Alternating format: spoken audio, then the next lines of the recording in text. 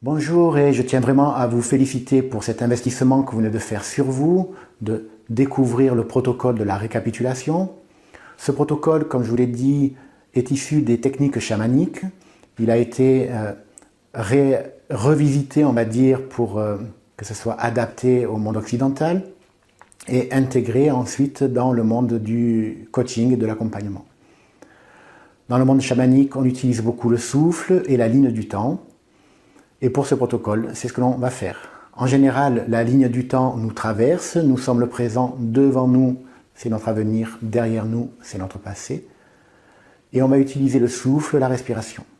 Comme on va travailler avec les mouvements de la tête sur les côtés, symboliquement, cette ligne du temps, on va la déplacer sur un côté ou sur un autre.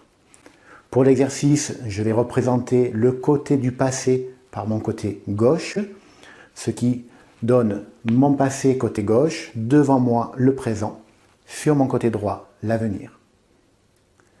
Par rapport au souffle et ce protocole, il va y avoir deux phases. La première, c'est de faire du tri et de la libération de tout le négatif qui a pu être accumulé dans le présent. L'exercice, ça va être, dans mon présent, j'ai du négatif, je l'inspire, je bloque, et je dépose tout ça dans le passé. Je ne vais pas rendre à quelqu'un en particulier, juste dans mon passé. Je sais que je n'en ai plus besoin, je le rends au passé. Et donc on va faire plusieurs passes comme ça. Je récupère du négatif, je le rends au passé. Je récupère tout le négatif, je le rends au passé. Dans le protocole qui suit, je vous guide avec des mots et des phrases pour aller cibler sur des thèmes bien particuliers. On va travailler sur les échecs scolaires, mais aussi, pourquoi pas, sportifs, personnels. Il va y avoir aussi un travail sur la déception, les remises en question négatives, les dévalorisations, les comparaisons aussi qui peuvent alimenter là, des conflits en soi et générer des échecs. Donc voilà, tout ça, ça va être travaillé, récupérer tout ça en négatif pour le rendre au passé. Après cette première phase, symboliquement, il va y avoir de la place propre, nette à l'intérieur de vous. Plutôt que de la laisser vide et laisser les automatismes revenir et se remplir de négatif à nouveau, nous, on va re-remplir cet espace de positif.